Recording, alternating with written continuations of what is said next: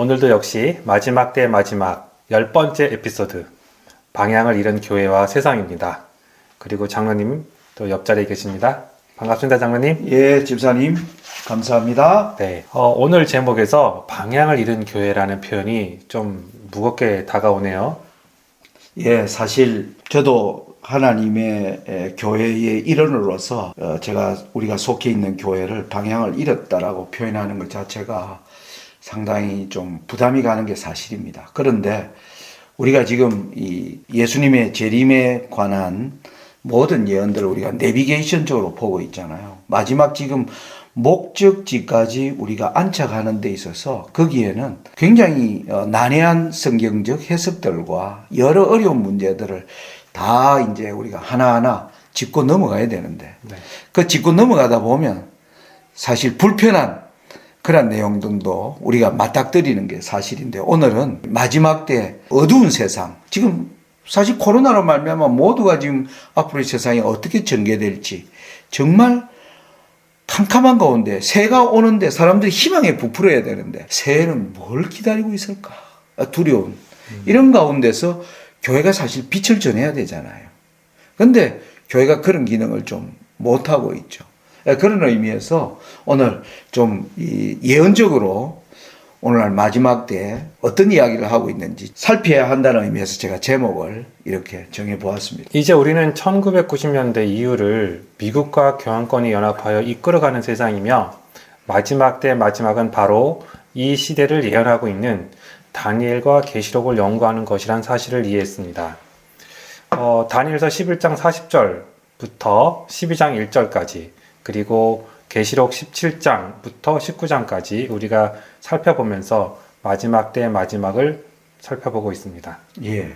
이 문제를 이제 우리가 다루는데, 오늘은 자, 이제 제가 이 랜드마크 90년대 이후를 이제 오늘부터 조망하는 게, 지금 또 우리가 살아왔던 지난 한 20-30년 역사를 뒤돌아보는 거예요. 그걸 이제 우리가 성격을 정의하면 이렇습니다. 성경적으로 1990년대 이후는 미국과 교황권이 연합하여 소련으로 대표되는 공산주의 체제를 붕괴시킴으로 말미암아 이제 미국이 주도하는 신자유주의 시대가 열렸고, 명실상부 교황권은 이제 죽게 된 상처가 나오면서 전 세계 종교를 대표하는 지도자로 이제 올라가는 바로 그런 때를 우리가 1990년대 이후라고 생각할 수 있는 거예요. 그러면서 우리가 지금 2021년에 지금 살고 있는 거죠. 네, 그러면 다니엘서 11장 40절부터의 그 내용을 한번 본격적으로 살펴보도록 하겠습니다.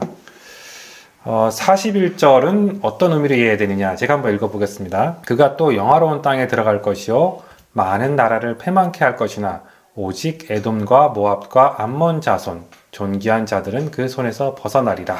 예. 지난번 강의에서 41절, 42절, 43절은 자세한 연구는 이미 밤중소리 TV에 올라있는 영상을 참고하라 그랬어요. 그래서 오늘은 이제 간단하게 이 내용들을 요약하는 것인데, 근데 41절은 좀 중요하게 다뤄야 됩니다. 왜냐하면 여기에는 말씀에 대한 예언 자체에 보면 오늘날 교회가 여러 다른 성경절들에 대해서는 언급을 하고 있는데 41절에 대해서는 거의 침묵하고 있습니다. 그 이유가 있어요. 집사님 혹시 그 이유를 아세요? 집사님 우리 교회 주석이나 여러 책들을 봐보면 40절, 42, 43절은 뭐 틀렸든 맞든 아무튼 뭐 이렇게 저렇게 이야기를 하는데 41절에 대해서는 거의 언급하고 있는 내용이 없어요.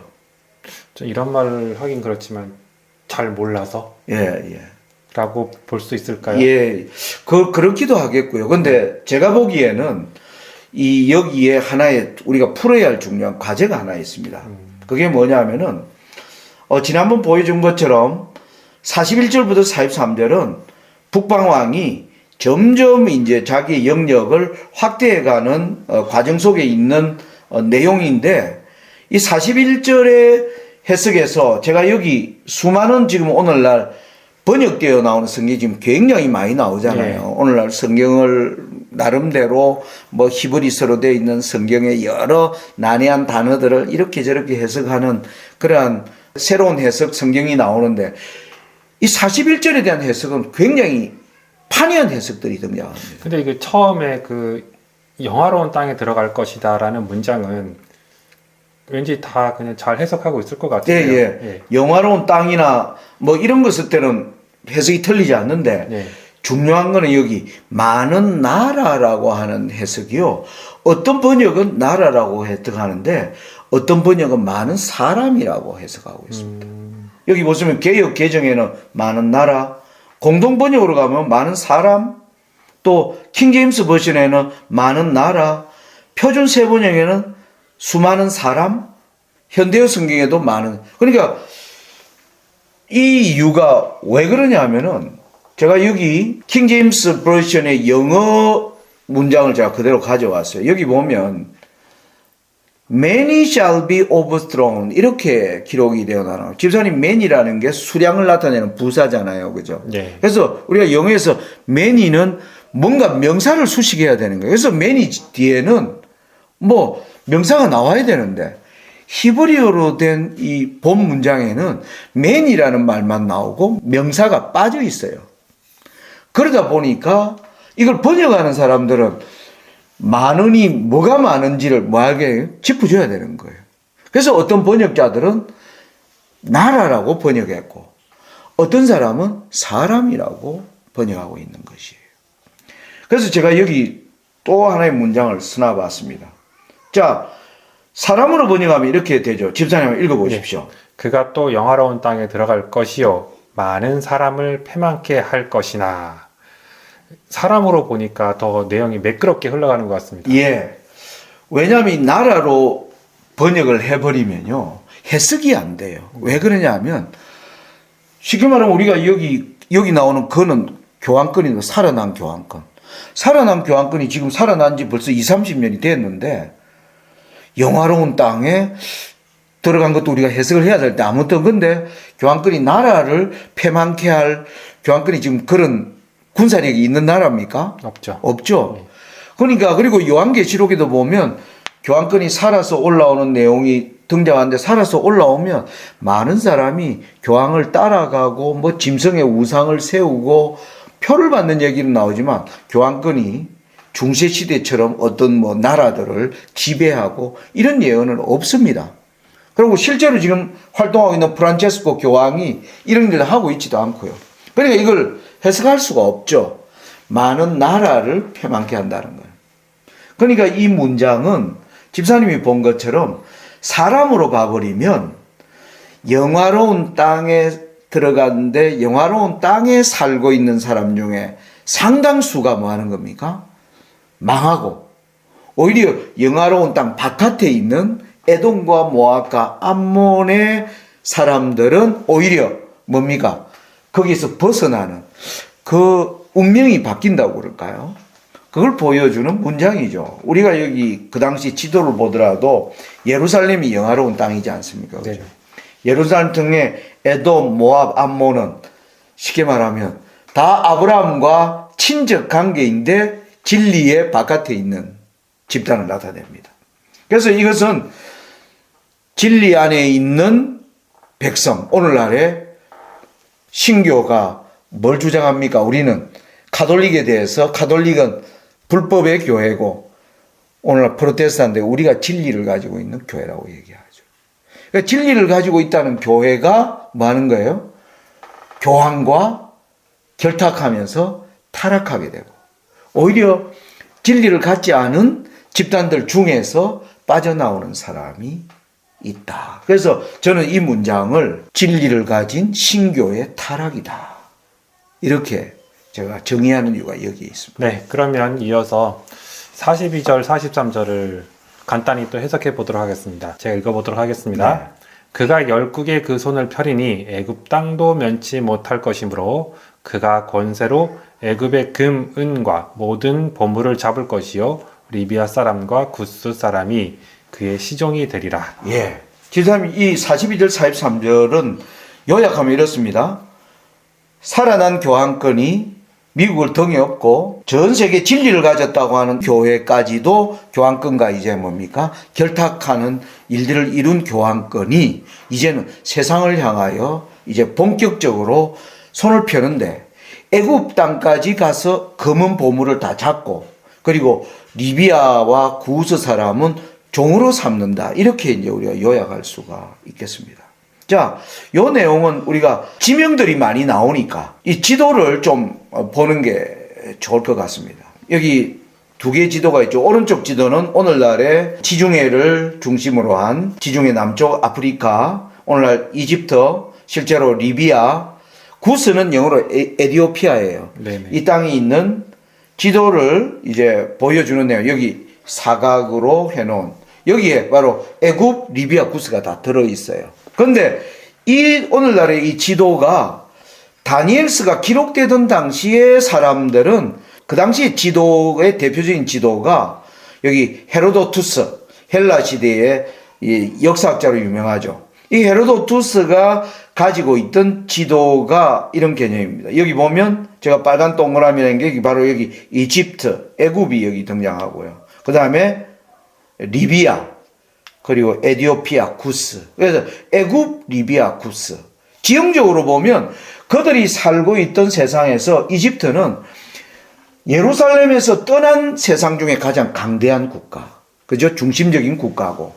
리비아와 구스 땅은 끝까지 가면 뭐예요? 땅 끝입니다.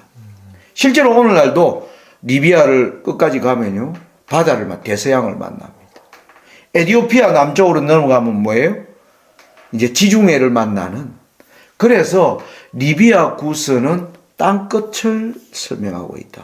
네, 그러면 이 내용이 뭐냐면은 교황권이 이 교회와 진리를 가졌다고 하는 교회를 이제 자기의 편으로 만들고, 그 교회가 이제 타락한 교회들이죠. 타락한 교회들과 연합하고, 그리고 나아가 전 세상에 부를 모하고 장악하고, 그리고 땅 끝까지 살아가는 수많은 사람들을 다 자기의 손아귀에 넣는 그 예언이 이제 42절과 43절의 예언이다. 그렇게 정리할 수가 있겠습니다. 네. 그러면 이제 그 다니엘 11장 40절부터 43절은 죽게 된 상처가 낳은 교황권이 프로테스탄트와 연합하고 나아가 열국의 정치 세력과 부를 가진 자들과 함께 인류를 예속화할 것을 말하고 있다. 이렇게 설명을 하는 거죠. 예. 자, 집사님, 이런 관점이 우리가 요한계시록은 그러면 이제 다니엘서는 이렇게 봤는데 요한계시록은 어떤 관점일까? 우리가 찾아봐야 되지 않겠습니까? 그래, 찾아봐야 되겠네요. 아까 우리가 그러면 요한계시록은 제가 몇 장부터 몇 장이라 그랬죠? 계시록 17장부터 19장까지라고 말씀해 주셨습니다. 잘 말씀하셨습니다. 실제로 계시록 17장의 시작은 요한이 하나님의 인도를 받아 3절에 내가 보니 여자가 붉은빛 짐승을 타고 있다 라고 나옵니다. 이 여자는 굉장히 모든 세상을 미혹해 하는 여인으로 등장을 합니다. 집사님, 성경에서 이 여자가 뭘 나타내는지 알고 계시죠? 교회죠. 예. 그래서 교회 중에서 어떤 교회 이 여자는 짐승을 타고 있는 아주 뭡니까? 정치 세력들을 장악하면서 있는 타락한 교회의 전형적인 모습을 보여줍니다. 그런데 이 여자에 대하여 구체적인 진술들이 계속 등장을 합니다. 그걸 우리가 좀 살펴볼 텐데요.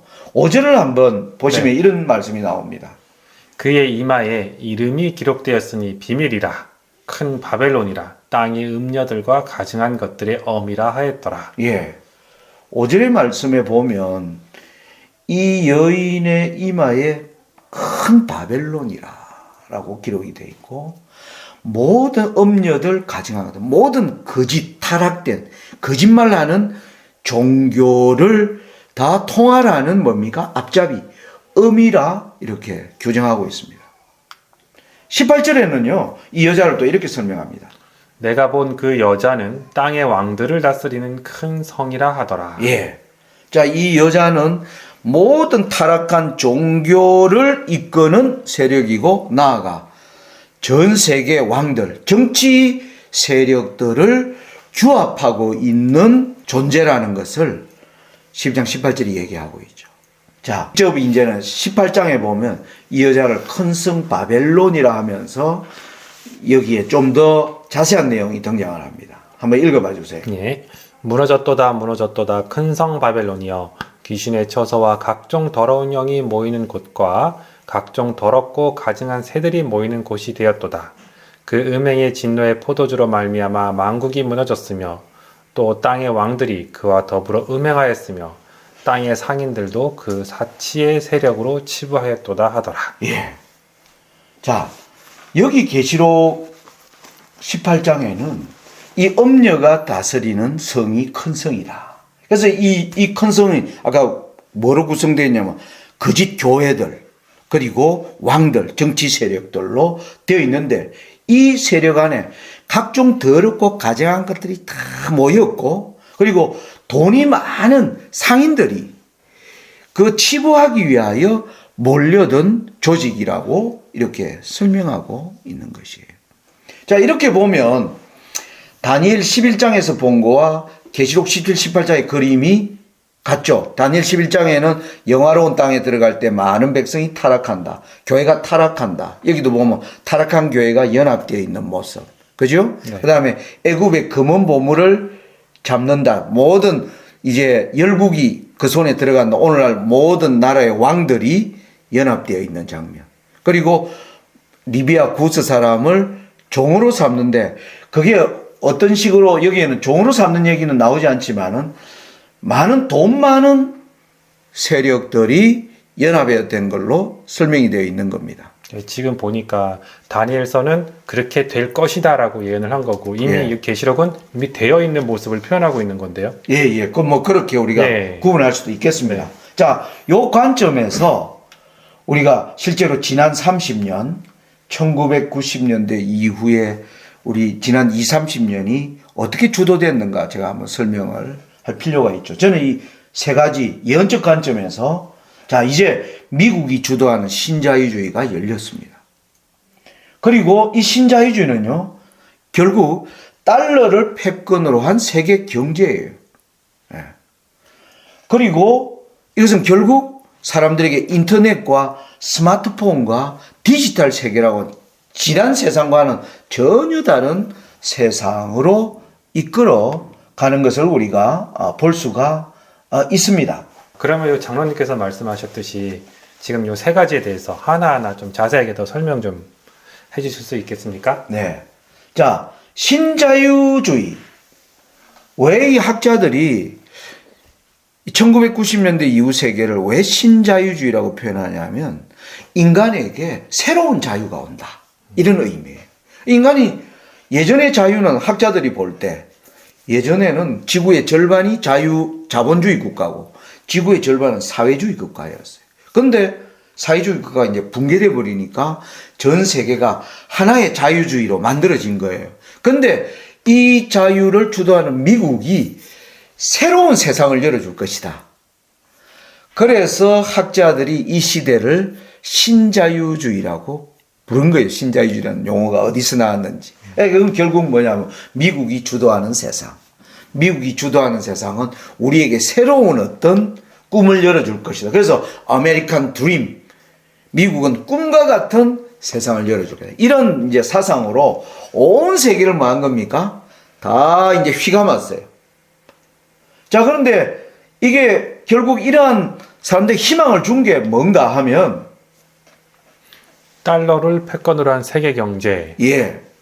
두 번째 제가 이렇게 했어요. 신자유주의의 핵심을 이해하려면 달러를 패권으로 한 세계 경제를 이해하시면 돼요. 자, 미국이 주도하는 세상이 되니까 전 세계 달러가 유포되기 시작한 겁니다.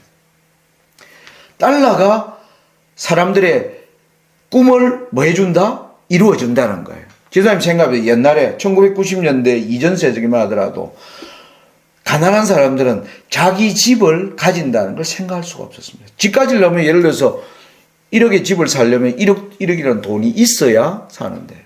그런데 미국은 1억이라는 집을 사는데 네 돈 1,000만 원, 500만 원만 있어도 집을 줄 수 있다. 예전에는 자동차를 몰려면 진짜 큰 부자들만 자동차를 모는데 자동차 사는데 예를 들어서 한 5천만 원 든다. 근데 100만 원만 네가 가져오면 자동차를 당신도 굴릴 수 있다. 그러니까 수많은 서민들이 뭐 한 겁니까? 이야, 미국이 주도하는 세상은 멋진 세상이 될 거라고 생각한 거예요. 그리고 또 어떤 사람들은 뭡니까? 미국이 주도하는 주식시장. 조금만 주식을 샀더니 주식값이 뭐 하는 겁니까? 폭등하기 시작하면서. 월급쟁이 하면서 회사에서 돈 버는 것보다 집 사고 주식 사는 게 더 큰 부자가 되고. 이런 시대를 한 10여 년간 사실 달러가 온 세상에 유포되면서 그걸 이제 사람들이 아메리칸 드림이라고 불러요. 아메리칸 드림. 그런데 오늘날 사람들은요, 이게 달러가 트랩, 덫이었다는 거야.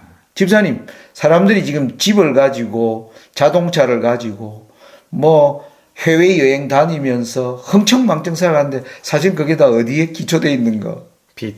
예, 빚입니다. 예.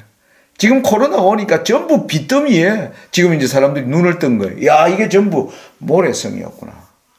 작년에요. 전 세계가 가졌던 빚이 대충 얼마인가 한번 추산을 했는데 약 30경.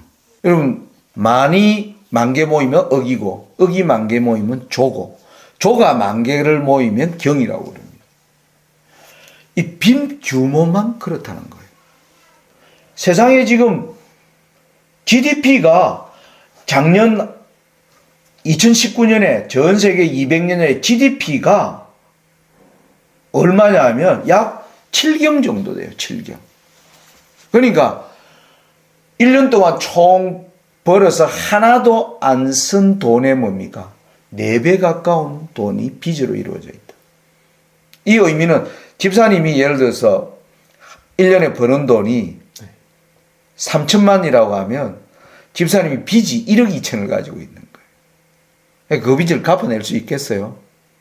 평생 갚아야 돼. 평생 못 갚습니다. 왜냐하면 3천만 원 받아가 3천만 원 다 써야 되는데 그렇죠. 언제 이자 내고 원금을 다 갚느냐? 불가능해지는 거예요. 이 지금 세상의 빚의 규모가 바로 이렇다는 겁니다. 여기 도표 보면요. 2020년 코로나가 오면서 빚이 가파르게 올라간 거는 뭐 때문에 그랬을까요? 코로나로 말미암아 경제가 무너지니까 국가가 빚을 이제 백성들에게 뭐까지 주는 겁니까? 생활 자금까지. 뿌리니까. 예, 생활 자금까지 뿌리니까. 그리고 항공회사들 다 망한다니까 국가가 뭐 하는 거예요? 그걸 망하지 않도록 이제 뒷받침해야 되니까. 빚이. 안 그래도 빚더미인데 산더미 같은 빚이 이제 일어나는 걸 보게 되는 겁니다. 이게 전부 미국이 주도한 거예요. 이걸 우리가 지금 정확히 이해하는 게 필요한. 왜 하나님이 미국이 만드는 세상이 마지막 멸망으로 가는지를 우리가 여기서 볼 수가 있는 겁니다. 또 하나 사람들을 더 놀랍게 만드는 중요한 사회적 인프라가 있죠. 바로 뭡니까? 스마트폰, 인터넷, 디지털 세계. 예. 이거 전부 미국이 주도했습니다. 여러분, 인터넷이 1995년에 나왔어요. 인터넷이 나오자 한동안 약 10여 년 동안 세상을 지배한 게 바로 빌 게이츠의 마이크로소프트사. 그러면서 2010년 들어와서는 뭡니까? 스티브 잡스가 애플. 주도하는 바로 이게 스마트폰 시대를 열었고, 이번 코로나가 오니까 이 세상이 앞으로 어떻게 될 것인가? 사람들이 팡 시대가 올 거라고 얘기합니다. 재밌네요. 예. FAANG, 팡 하고 터지는 그 영어로 FAANG. F가 뭡니까? 페이스북. A는 애플. 또 A는 아마존. N은 넷플릭스. G는 구글. 전부 미국이 주도하는 돈 가진 자. 아까 돈을 가진 상인이 치부하려고 모여들다. 하나님이 그렇게 얘기하고 있었죠. 그죠? 이 모든 문화적 기반들이 사람들을 뭐로 만들고 있어요? 종으로 만들고 있는 것입니다. 코로나로 오면서 그들이 국가에 이제 주는 돈으로 먹고 살아요. 사람들이 실직하고 AI 시대가 오고 점점 일자리는 없어지고 사람들은 먹고 살아야 되는데 이걸 국가가 책임져야 되는 이 시스템. 그리고 문화적 기반으로 미국이 만든 이런 디지털 문화가 온 세상 사람들을 다 뭐한 겁니까? 포로로 만들고 있다. 하나님의 예언대로 우리 지난 20, 30년이 그렇게 진행되었음을 제가 간단히 설명을 해드릴 수 있는 것이에요. 네, 지금까지 장로님께서 1990년대 이후에 미국이 주도하는 세상이 어떻게 이루어져 나갈 것인지를 간략히 설명해 주셨고요. 그러고 보니 저번에 장로님께서 코로나가 성경에 예언되어 있다라고 말씀해 주셨던 것 같은데 예. 어떻게 이번 시간에 설명이 가능한가요? 예. 제가 이 내용을 좀 간단히 그럼 정리를 해볼게요. 네. 이 코로나 팬데믹이 2020년에 시작돼가 지금은 오늘 집사님하고 촬영하는 이제 12월 25일 오늘 성탄절이네 그러고 보니까 네. 예. 아무튼 2년 꽉 채워서 그런데 지금 내년까지 이게 이제 연결되는 가운데 있는 이 2년간의 걸어온 길을 예언적으로 정리하면 중요한 특징이 몇 가지가 있어요. 그걸 제가 정리하면 이렇습니다. 지금 코로나가 오면서 화이자와 모더나 백신을 다 맞으려고 하는 거잖아요. 그렇죠. 그죠? 아스트라제네카, 얀센 뭐 이런 것들은 요즘 인기가 없어요. 왜? 미국이 주도하는 mRNA 백신이 지금 전 세상을 주도하고 있습니다. 저는 동의하시죠? 네네. 그리고 이 백신을 맞으라고 지금 뭡니까? 모든 교회도 거기에 대하여 동참하고 있고 국가가 뭐 하는 겁니까? 이걸 장려. 강제로 맞게 할 정도로 장려하고 있어요. 그러면서 맞지 않는 자에 대해서는 지금 차별이 일어나는, 이게 지금 코로나 팬데믹 2년에서 일어난 중요한 현상이다. 이렇게 설명드릴 수가 있겠습니다. 자, 그러면 바이러스가 와서 전염병을 일으면서 코로나가 일어나자 전 세상이 여기에 관심이, 모든 정치 세력이 다 관심이 집중됐어요. 날마다 뭐 언론과 뉴스의 모든 내용들이 확진자가 세계에서 얼마나 퍼져나가는가가 2년 동안 이슈 아니었습니까? 그죠? 그런데 이 이슈에 코로나에서 탈출하기 위한 유일한 방법은 미국이 만든 mRNA 백신을 맞아야 이 문제가 해결된다. 미국이 이걸 뭐예요? 주도해 나가니까 교회와 전세가 따라가는 거 보고 계시죠? 이게 예언적으로 맞아요, 안 맞아요? 타락한 네. 교회가 연합하는 거, 그리고 세계 왕들이 결탁하는 거. 코로나에서 이 현상이 일어나고 있습니까? 일어나고 있는 거예요. 요걸 이제 좀 더 자세히 하려면 또 구체적으로 여러 가지 내용들이, 제가 오늘 강의 시간상 간단히 요약을 하면 그렇습니다. 자, 이렇게 하자. 교황권이 앞장서서 지금 무슨 메시지를 내고 있나요? 여러분, 코로나라고 하는 이 전염병에서 벗어나기 위해서는 이웃을 위해서라도 뭘 맞아야 된다? 백신을 맞아야 된다. 뭐 그것까지 저는 얘기하는 거 용납할 수 있어요. 근데 진정한 종교라면 여러분 백신을 맞지만 국가가 강제하는 것은 왜? 인간에게는 천부적으로 맞을 자유와 맞지 않을 자유가 있죠. 그걸 국가가 강압하는 것은 교회가 목소리 내야 됩니까? 안 내야 돼요? 내야 되겠죠. 예, 종교가 거기에 대해 얘기해요. 근데 어떠한 종교 세력도 여기에 대하여 좀 침묵하고 있어요. 그래서 미국이 주도하는 것에 교황권과 교회가 결탁되어 있고, 그리고 모든 나라가 미국 mRNA 백신을 의뢰하면서 쫓아가는 현상은 예언적으로 일치하는 지점을 우리가 볼 수가 있는 겁니다. 그리고 이제 접종하지 않은 자에 대해서는 자유를 구속하려고 하는. 자, 리비아 사람과 그 사람을 종으로 만든다는 말은 자유를 뭐 한다는 겁니까? 억압한다는 거죠. 예, 그렇죠. 네. 종으로 삼는다는 것이 바로 자유를 억압하는 거예요. 그래서 다니엘서와 요한계시록 얘기하는 마지막 때 이 특징을 농축해서 보여주는 사건이 무슨 사건이다? 바로 코로나 팬데믹입니다. 제가 간단히 설명드리겠습니다. 그래서 지금 이해됐습니다. 예. 그래서 이제 오늘 마무리하면서요, 좀 요약을 하면, 지금 이 나라들이 빚더미인데 코로나가 오니까 사람들이 직장을 잃어버리고 뭐 다 문을 닫고 이러니까 국가가 이제는 개인의 삶까지 책임져야 되는, 그래서 트럼프 대통령, 바이든 대통령 모두가 오면서 뭐 하느냐면 돈을 뿌려대기 시작하는 겁니다.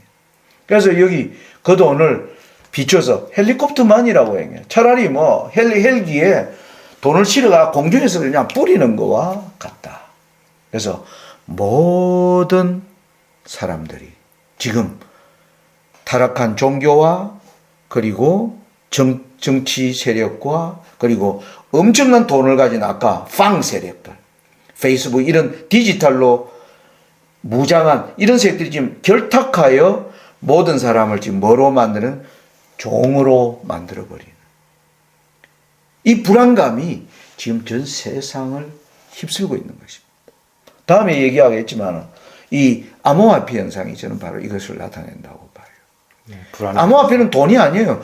돈도 아닌 것이 돈보다 더 뭐예요? 가치가 있는 사람들이 정말 희한한 세상, 불안감을 반영하고 있는 것입니다. 아무튼 요 내용을 가지고 우리가 이제 8제까지 한 2차례에 걸쳐서 좀 더 자세하게 짚어나가도록 하겠습니다. 네, 말씀 감사합니다.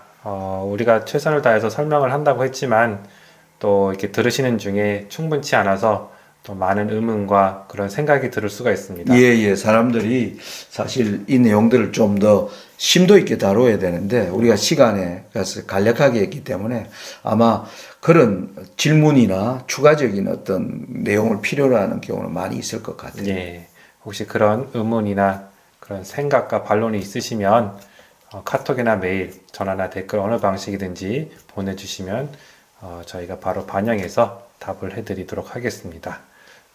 항상 뜨거운 참여와 관심 부탁드리면서 오늘 이 시간도 마치도록 하겠습니다.